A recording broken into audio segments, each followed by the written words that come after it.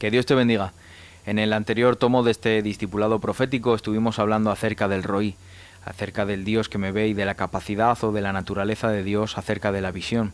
Estuvimos hablando de Dios como Padre en nosotros, de ese Roí de Dios como Padre que lleva y que sabe suplir las necesidades, que sabe de las necesidades que tiene su rebaño, sus hijos, y que nos lleva a los mejores pastos para suplir esas necesidades. También estuvimos hablando de la importancia de tener un roí en nuestra vida, de tener un padre espiritual, un pastor procesado, un padre que haya atravesado esos procesos, esos desiertos, que haya enfrentado esos traumas, porque eso se convierte en los derechos que el día de mañana los hijos van a tomar en sus manos para empezar la batalla desde los hombros de los padres. Y estuvimos hablando por último de la necesidad de tener un padre espiritual, un roí, para llegar a nuestro destino profético correcto, es decir, para cumplir nuestro propósito y nuestro llamado en la vida. Así que de eso vamos a estar hablando hoy, acerca del propósito y del llamado. Bien, aunque el propósito y el llamado trabajan juntos, son, por decirlo así, prácticamente inherentes, pero son dos ámbitos diferentes, son dos conceptos diferentes, y quería explicarlos para que lo entendiésemos y que se nos revelara, que pudiéramos, que el propósito se nos revele y que el llamado se active en este día. Vamos a leer en Jeremías 1:5, que dice: antes que te formases en el vientre te conocí, y antes que nacieses te santifiqué, te di por profeta a las naciones. Es el mejor versículo que he encontrado para poder explicar la separación entre propósito y llamado. Vamos a quedarnos con tres palabras o tres frases que son, digamos, los pilares de este versículo, que son: te conocí, te santifiqué y te di por profeta a las naciones. El primero, te conocí, encuentra su raíz en el hebreo y quiere decir yada. La transliteración de yada, o el significado de yada, viene a ser algo así como conocer de forma íntima el diseño de algo. Conocer de forma íntima el diseño de algo, pero no es la única acepción que tiene. La palabra yada también va relacionada con la vista, con la visión. Así que de nuevo estamos viendo al Dios Roí, la capacidad y la naturaleza de Dios para vernos. Y la palabra yada, en cuanto a la vista o la visión, quiere decir conocer el diseño de algo desde una perspectiva de eternidad. Cuando dice el versículo: antes que te formases en el vientre te conocí, es decir, antes de que nos materializásemos en este plano físico natural, está diciendo el versículo, Dios ya nos había visto, Dios ya nos conoció en nuestro diseño de una manera íntima, desde una perspectiva de eternidad. Eso es lo que quiere decir.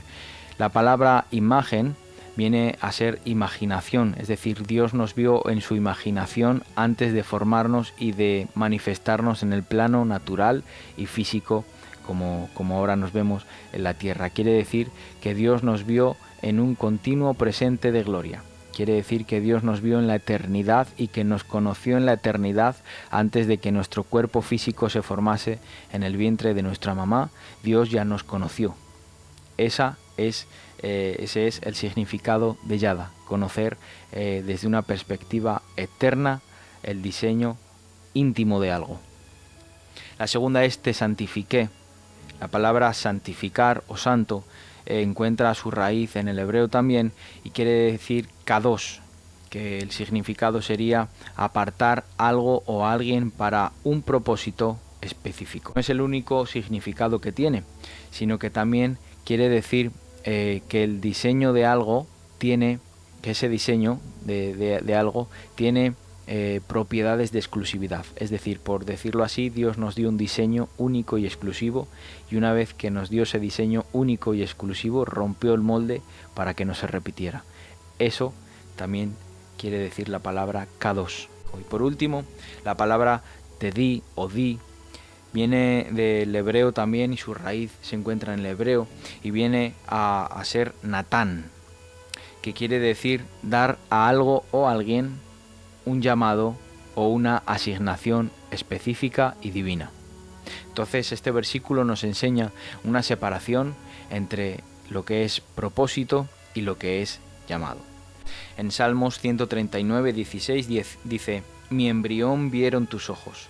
Es decir, otra vez, antes de que nos formásemos, Dios ya nos conoció.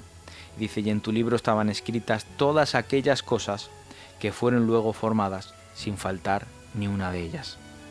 Así que propósito es cumplir con el fin que Dios espera de nosotros, según el diseño eterno que Él nos dio. Eso es propósito. ¿Qué es el llamado? El llamado es la imposición del cielo para activar el propósito por el que fui creado según el diseño que Dios me dio. Quiere decir esto que el propósito se me tiene que revelar, pero el llamado se tiene que activar. ¿Por qué? Una vez que el propósito se me revela, el llamado es lo que va a sustentar mi propósito. Así sea el diseño que Dios me dio para ese propósito, así será la prosperidad que sustente mi llamado. Es decir, mi llamado me va a dar la prosperidad suficiente y necesaria para llevar a cabo el propósito. Con eso tiene que ver el llamado y con eso tiene que ver el propósito. Propósito tiene que ver con diseño, llamado tiene que ver con sustento para activar el propósito por el que fui creado. Así que muchas veces vemos que a otros les funciona algo por lo cual nosotros estamos esperando, algo por lo cual llevamos tiempo clamando, algo que nosotros estamos pidiendo y vemos que a otros les funciona y que nosotros lo queremos. Y no entendemos por qué. Simplemente es porque estamos operando fuera del diseño que Dios nos dio. Por lo tanto, nuestro llamado no puede sustentar ese diseño.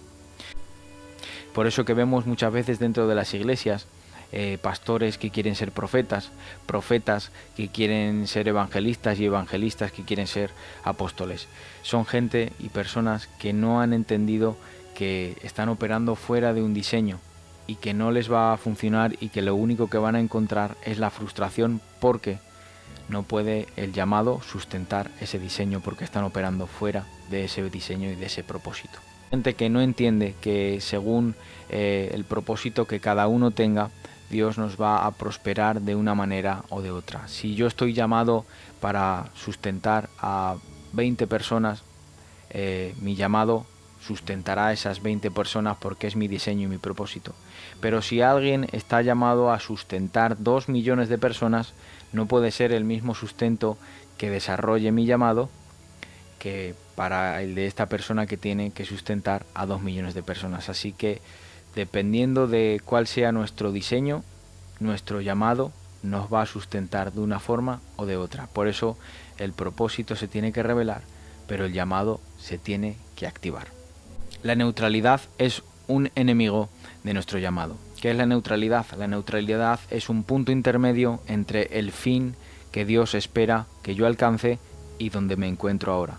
Cuando tomamos una actitud neutra, aparentemente no estamos haciendo daño a nadie, pero sí que nos lo estamos haciendo daño a nosotros mismos. Estamos yendo en contra de nuestro llamado y en contra de nuestro propósito, porque estamos paralizando lo que Dios quiere y los planes que Dios tiene con nosotros. Para activar nuestro llamado debemos de tomar una actitud violenta y una actitud radical, como le ocurrió a Abraham en su llamado.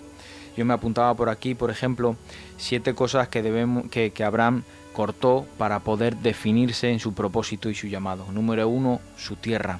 Número 2, su parentela. Número 3, la casa de su padre. Número 4, tuvo que dejar Egipto. Número 5, su sobrino Lot. Número 6, Agar, con quien tuvo a Ismael. Y número 7, su propio hijo.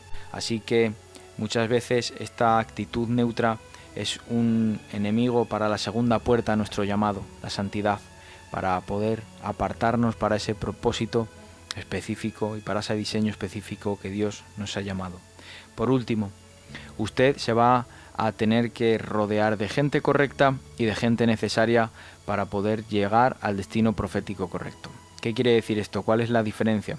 La gente correcta es la gente que Dios va a poner a lo largo de su propósito, a lo largo del trayecto de su propósito, para llegar y para que lo impulsen allá donde usted por sí mismo solo no puede. ¿Cuál es la gente correcta? Los rompetechos. Los rompetechos son esas conexiones que Dios va a poner en su vida y que le van a abrir la puerta desde dentro para que usted entre. Lo van a impulsar, como le digo, y lo van a lanzar. La fe de aquellos amigos, de aquellos hombres, del paralítico, de ese hombre enfermo que necesitaba ese día alcanzar su propósito y que su llamado fuese activado. Y dice la palabra que no podía acceder a la casa donde Jesús estaba predicando porque había demasiada gente.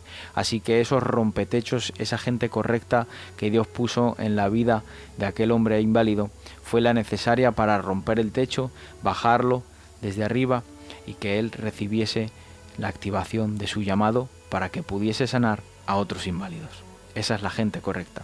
¿Cuál es la gente necesaria? La gente necesaria es aquella que Dios va a poner a su alrededor y que usted lo va a ver como un enemigo, pero solo sus enemigos tienen la capacidad de llevarlo donde sus enemigos pueden llevarlo. ¿Qué quiere decir esto? Que nuestros enemigos muchas veces son la gente necesaria para impulsarnos. Mucha gente cree que el error de José fue contarle su sueño a sus hermanos. A José ya se le había revelado el propósito y la activación de su llamado fue contarle el sueño a sus hermanos. Así que José no se equivocó en contarle el sueño a esas personas necesarias que puso Dios alrededor de José, porque si José no cuenta el sueño a sus hermanos, no llega a Egipto. Por lo tanto, solo los hermanos de José tenían la capacidad de lanzarlo al destino profético correcto, aunque José los viese luego como un enemigo, a Egipto. Así que estas personas nos las vamos a encontrar a lo largo de nuestro trayecto en el propósito. A Jesús le pasó lo mismo. Dentro de los 12, que era la gente correcta, Jesús tenía a Judas, que era la gente necesaria para llegar a la cruz y cumplir con su destino y su llamado profético. Que Dios te bendiga.